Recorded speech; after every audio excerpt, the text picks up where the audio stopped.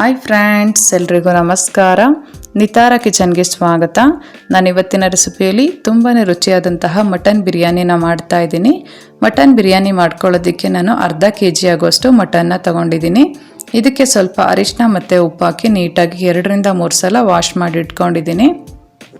ನಂತರ ಬಿರಿಯಾನಿ ಮಾಡ್ಕೊಳ್ಳೋದಕ್ಕೆ ಒಂದು ಅರ್ಧ kg ಆಗುವಷ್ಟು ಬಾಸುಮತಿ ರೈಸ್ನ ನೆನೆಯೋದಕ್ಕೆ ಇಟ್ಕೊಂಡಿದ್ದೀನಿ. ಮಟನ್ನ ಬೇಯಿಸ್ಕೊಳ್ಳೋದಕ್ಕೆ ಸ್ಟವ್ ಮೇಲೆ ಒಂದು ಕುಕ್ಕರ್ ಇಟ್ಟು ಅದಕ್ಕೆ 1 ಟೇಬಲ್ ಸ್ಪೂನ್ ಆಗೋಷ್ಟು ಎಣ್ಣೆ ಸೇರಿಸ್ಕೊಂಡಿದ್ದೀನಿ. ಎಣ್ಣೆ ಬಿಸಿಯಾದ ನಂತರ ಶುಂಠಿ ಬೆಳ್ಳುಳ್ಳಿ ಪೇಸ್ಟ್ನ ಸೇರಿಸ್ಕೊಂಡು ಹೀಗೆ ನೀಟಾಗಿ ಹಸಿ ಸ್ಮೆಲ್ಲೆಲ್ಲ ಹೋಗೋವರೆಗೂ ಒಂದು ಸಲ ಫ್ರೈ ಮಾಡ್ಕೊತೀನಿ. ನಂತರ ಮಟನ್ನ ಸೇರಿಸ್ಕೊತಾ ಇದ್ದೀನಿ. ಹೀಗೆ ಮತ್ತೊಂದು ಸಲ ನೀಟಾಗಿ ಮಿಕ್ಸ್ ಮಾಡ್ಕೊತೀನಿ. ಮಿಕ್ಸ್ ಮಾಡ್ಕೊಂಡ ನಂತರ ಇದಕ್ಕೆ ಖಾರಕ್ಕೆ ಅಚ್ಕಾರ ಪುಡಿ ಸೇರಿಸ್ಕೊಂಡಿದ್ದೀನಿ. ರುಚಿಗೆ ಬೇಕಾಗಿರೋ ಅಷ್ಟು ಕಲ್ಲುಪ್ಪು ಸೇರಿಸ್ಕೊಂಡಿದ್ದೀನಿ. ಸ್ವಲ್ಪ ಅರಿಶಿನ ಪುಡಿ ಸೇರಿಸ್ಕೊಂಡಿದ್ದೀನಿ. ನಂತರ ಸ್ವಲ್ಪ ಪುದೀನ ಸೊಪ್ಪು ಸೇರಿಸ್ಕೊಂಡಿದ್ದೀನಿ, ಮೆಂತ್ಯ ಸೊಪ್ಪು ಸೇರಿಸ್ಕೊಂಡಿದ್ದೀನಿ, ಕೊತ್ತಂಬರಿ ಸೊಪ್ಪು ಸೇರಿಸ್ಕೊಂಡಿದ್ದೀನಿ. ಸೊಪ್ಪುಗಳನ್ನ ಹಾಕೋದ್ರಿಂದ ಫ್ಲೇವರ್ ಚೆನ್ನಾಗಾಗತ್ತೆ. ಹೀಗೆ ಚೆನ್ನಾಗಿ ಒಂದು ಸಲ ಮಿಕ್ಸ್ ಮಾಡಿ ಇದಕ್ಕೆ 2 ಗ್ಲಾಸ್ ಆಗುವಷ್ಟು ಬಿಸಿನೀರನ್ನ ಸೇರಿಸ್ಕೊತೀನಿ.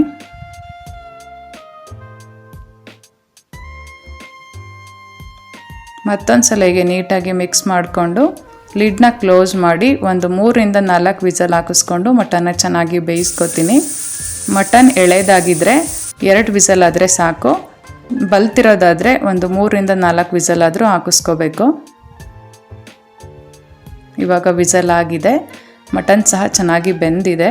ನಂತರ ಮಸಾಲಾನ ರೆಡಿ ಮಾಡ್ಕೊಳ್ಳೋದಕ್ಕೆ ಒಂದು ಮಿಕ್ಸಿ ಜಾರಿಗೆ ಒಂದು ಬಿಗ್ ಸೈಜ್ ಬೆಳ್ಳುಳ್ಳಿನ ಬಿಡಿಸಿ ಸೇರಿಸ್ಕೊಂಡಿದ್ದೀನಿ. ನಂತರ 1.5 ಇಂಚ್ ಆಗುವಷ್ಟು ಶುಂಠಿ ಸೇರಿಸ್ಕೊಂಡಿದ್ದೀನಿ. ಒಂದು 12ರಿಂದ 15 ಖಾರಕ್ಕೆ ಹಸಿಮೆಣಸಿನ್ಕಾಯಿ ಸೇರಿಸ್ಕೊಂಡಿದ್ದೀನಿ. 1 ಈರುಳ್ಳಿನ ಕಟ್ ಮಾಡಿ ಸೇರಿಸ್ಕೊಂಡಿದ್ದೀನಿ. ಇಷ್ಟನ್ನು ಹಾಕಿ ನೀಟಾಗಿ ಗ್ರೈಂಡ್ ಮಾಡ್ಕೋತೀನಿ. ಬಿರಿಯಾನಿ ಮಾಡ್ಕೊಳ್ಳೋದಕ್ಕೆ ಸ್ಟವ್ ಮೇಲೆ ಒಂದು ಕುಕ್ಕರ್ ಇಟ್ಟು ಅದಕ್ಕೆ ಒಂದು 5 ಟೇಬಲ್ ಸ್ಪೂನ್ ಆಗೋಷ್ಟು ಎಣ್ಣೆ ಸೇರಿಸ್ಕೊಂಡಿದ್ದೀನಿ. ಎಣ್ಣೆ ಚೆನ್ನಾಗಿ ಬಿಸಿಯಾದ ನಂತರ ಇದಕ್ಕೆ ಸ್ಪೈಸಸ್ನ ಸೇರಿಸ್ಕೊಂಡಿದ್ದೀನಿ. ನಂತರ ಒಂದು 3 ಬೇ ಲೀಫ್ ಹಾಕ್ಕೊಂಡಿದ್ದೀನಿ. ಹೀಗೆ ಮೀಡಿಯಮ್ ಫ್ಲೇಮ್ ಮಾಡಿಕೊಂಡು ನೀಟಾಗಿ ಎಣ್ಣೆಲಿ ಒಂದು ಸಲ ಫ್ರೈ ಮಾಡ್ಕೋತೀನಿ. ನಂತರ ಇದಕ್ಕೆ ಒಂದು ಈರುಳ್ಳಿನ ಚಿಕ್ಕದಾಗಿ ಕಟ್ ಮಾಡಿ ಸೇರಿಸ್ಕೊಂಡು ಇದನ್ನು ಸಹ ಹಸಿ ಸ್ಮೆಲ್ಲೆಲ್ಲ ಹೋಗೋವರೆಗೂ ಫ್ರೈ ಮಾಡ್ಕೋಬೇಕು. ಫ್ರೈ ಆದ ನಂತರ ಮೆಂತ್ಯ ಸೊಪ್ಪು ಸೇರಿಸ್ಕೊಂಡಿದ್ದೀನಿ, ಪುದೀನ ಸೊಪ್ಪು ಸೇರಿಸ್ಕೊಂಡಿದ್ದೀನಿ, ಕೊತ್ತಂಬರಿ ಸೊಪ್ಪು ಸೇರಿಸ್ಕೊಂಡಿದ್ದೀನಿ. ನಂತರ ಹುಳಿ ಸೊಪ್ಪು ಹಾಕ್ಕೊಂಡಿದ್ದೀನಿ. ಇದನ್ನು ಚುಕ್ಕಿ ಸೊಪ್ಪು ಅಂತಲೂ ಕರೀತಾರೆ. ಈ ಸೊಪ್ಪನ್ನ ಜಾಸ್ತಿ ಮಟನ್ ಸಾಂಬಾರ್ಗೆ ಬಳಸ್ತಾರೆ. ಸಿಕ್ಕಿದ್ರೆ ಹಾಕೋಬೋದು, ಚೆನ್ನಾಗಿರುತ್ತೆ. ಹೀಗೆ ನೀಟಾಗಿ ಒಂದು ಸಲ ಮಿಕ್ಸ್ ಮಾಡ್ಕೋತೀನಿ. ನಂತರ ಇದಕ್ಕೆ 1 ಟೊಮ್ಯಾಟೋನ ಕಟ್ ಮಾಡಿ ಸೇರಿಸ್ಕೊಂಡಿದ್ದೀನಿ. ಮತ್ತೊಂದು ಸಲಿಗೆ ನೀಟಾಗಿ ಮಿಕ್ಸ್ ಮಾಡಿ ಸೊಪ್ಪಿಂದೆಲ್ಲ ಹಸಿ ಸ್ಮೆಲ್ಲೆಲ್ಲ ಹೋಗೋವರೆಗೂ ಒಂದು 5 to 6 ಮಿನಿಟ್ಸ್ ಫ್ರೈ ಮಾಡ್ಕೋಬೇಕು. ಫ್ರೈ ಆದ ನಂತರ ರುಬ್ಬಿರೋ ಅಂಥ ಮಸಾಲಾನ ಸೇರಿಸ್ಕೊಂಡು ಮತ್ತೊಂದು ಸಲಿಗೆ ನೀಟಾಗಿ ಮಿಕ್ಸ್ ಮಾಡ್ಕೋತೀನಿ. ಹೀಗೆ ಮಿಕ್ಸ್ ಮಾಡ್ಕೊಂಡ ನಂತರ ಒಂದು 10 to 15 ಮಿನಿಟ್ಸ್ ಹಾಗೆ ಚೆನ್ನಾಗಿ ಹಸಿ ಸ್ಮೆಲ್ಲೆಲ್ಲ ಹೋಗೋವರೆಗೂ ಫ್ರೈ ಮಾಡ್ಕೋಬೇಕು. ಇವಾಗ ಚೆನ್ನಾಗಿ ಫ್ರೈ ಆಗಿದೆ. ಇದಕ್ಕೆ ಬೇಯಿಸ್ಕೊಂಡಿರೋ ಅಂಥ ಮಟನ್ನ ಸೇರಿಸ್ಕೊತಾ ಇದ್ದೀನಿ. ಇಲ್ಲಿ ಬೇಯಿಸ್ಕೊಂಡಿರೋ ಅಂಥ ಮಟನಿನ ನೀರನ್ನು ಸಹ ಹಾಕ್ಕೊಂಡಿದ್ದೀನಿ. ಹೀಗೆ ನೀಟಾಗಿ ಮಿಕ್ಸ್ ಮಾಡ್ಕೋತೀನಿ.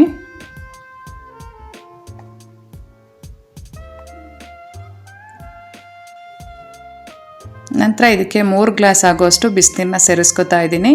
ಇಲ್ಲಿ ನಾನು 2 ಗ್ಲಾಸ್ ಬಾಸುಮತಿ ರೈಸ್ಗೆ 3 ಗ್ಲಾಸ್ ಆಗೋಷ್ಟು ಬಿಸಿನೀರು ಸೇರಿಸ್ಕೊಂಡಿದ್ದೀನಿ. ನಂತರ ಬೇಯಿಸ್ಕೊಂಡಿರೋವಂಥ ಮಟನ್ ರಸನೂ ಸಹ ಹಾಕ್ಕೊಂಡಿರೋದ್ರಿಂದ ನೀರನ್ನ ಸ್ವಲ್ಪ ಕಡಿಮೆ ಕ್ವಾಂಟಿಟಿಲಿ ಸೇರಿಸ್ಕೊಂಡಿದ್ದೀನಿ. ಹೀಗೆ ನೀಟಾಗಿ ಮಿಕ್ಸ್ ಮಾಡಿ ಇದಕ್ಕೆ ರುಚಿಗೆ ಬೇಕಾಗಿರೋಷ್ಟು ಕಲ್ಲುಪ್ಪು ಸೇರಿಸ್ಕೊಂಡು ಮತ್ತೊಂದು ಸಲ ಹೀಗೆ ಮಿಕ್ಸ್ ಮಾಡ್ಕೋತೀನಿ.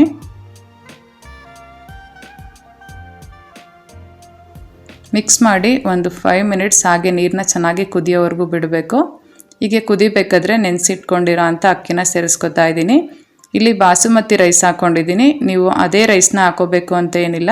ನಿಮ್ಮ ಹತ್ರ ಯಾವುದಿರುತ್ತೋ ಮನೇಲಿ ಯಾವ್ದು ಯೂಸ್ ಮಾಡ್ತೀರೋ ಆ ರೈಸ್ನ ಬಳಸ್ಕೋಬೋದು. ಹೀಗೆ ರೈಸ್ ಹಾಕಿದ ತಕ್ಷಣ ಮತ್ತೊಂದು ಸಲ ಹೀಗೆ ನೀಟಾಗಿ ಮಿಕ್ಸ್ ಮಾಡ್ಕೋತೀನಿ. ನಂತರ ಇದಕ್ಕೆ 1 ಸ್ಪೂನ್ ಆಗುವಷ್ಟು ಬಿರಿಯಾನಿ ಪೌಡ್ರನ್ನ ಸೇರಿಸ್ಕೊತಾ ಇದ್ದೀನಿ. ಸ್ವಲ್ಪ ಸ್ಪೈಸಿ ಜಾಸ್ತಿ ಬೇಕು ಅಂದರೆ ಇನ್ನೊಂದು 1/4 ಟೇಬಲ್ ಸ್ಪೂನು ಜಾಸ್ತಿ ಹಾಕ್ಕೋಬೋದು. ಹೀಗೆ ಮತ್ತೊಂದು ಸಲ ನೀಟಾಗಿ ಮಿಕ್ಸ್ ಮಾಡಿ ಬೇಕು ಅನ್ನೋರು ಒಂದು ಅರ್ಧ ಸ್ಪೂನ್ ಆಗೋಷ್ಟು ತುಪ್ಪನ ಸೇರಿಸ್ಕೋಬೋದು. ಇಲ್ಲಿ ಮಟನೇ ಸ್ವಲ್ಪ ಜಿಡ್ಡಾಗಿರೋದ್ರಿಂದ ನಾನು ತುಪ್ಪನ ಜಾಸ್ತಿ ಬಳಸ್ತಾ ಇಲ್ಲ. ನಂತರ ಈಗ ಲಿಡ್ನ ಕ್ಲೋಸ್ ಮಾಡಿ 1 ವಿಸಲ್ ಹಾಕಿಸ್ಕೊಂಡು ರೈಸ್ನ ಬೇಯಿಸ್ಕೊತೀನಿ. ಇವಾಗ ವಿಸಲ್ ಆಗಿದೆ. ಕುಕ್ಕರ್ ಪ್ರೆಷರ್ ಹೋದ್ಮೇಲೆ ಹೀಗೆ ಲಿಡ್ನ ಓಪನ್ ಮಾಡಿ ನೀಟಾಗಿ ಸೈಡಿಂದ ಹೀಗೆ ಮಿಕ್ಸ್ ಮಾಡ್ಕೋತೀನಿ. ಹೀಗೆ ಉದ್ದುದ್ರಾಗಿ ರುಚಿಯಾದಂತಹ ಮಟನ್ ಬಿರಿಯಾನಿ ರೆಡಿಯಾಗಿದೆ. ಈ ರೆಸಿಪಿ ನಿಮಗೂ ಇಷ್ಟ ಆಗಿದೆ ಅನ್ಕೋತೀನಿ. ಇಷ್ಟ ಆಗಿದ್ದಲ್ಲಿ ಪ್ಲೀಸ್ ಲೈಕ್ ಮಾಡಿ, ಕಮೆಂಟ್ ಮಾಡಿ, ಶೇರ್ ಮಾಡಿ. ಇನ್ನಷ್ಟು ಈಸಿ ರೆಸಿಪಿಗಾಗಿ ನನ್ನ ಚಾನಲ್ನ ಸಬ್ಸ್ಕ್ರೈಬ್ ಮಾಡಿ. Thank you all.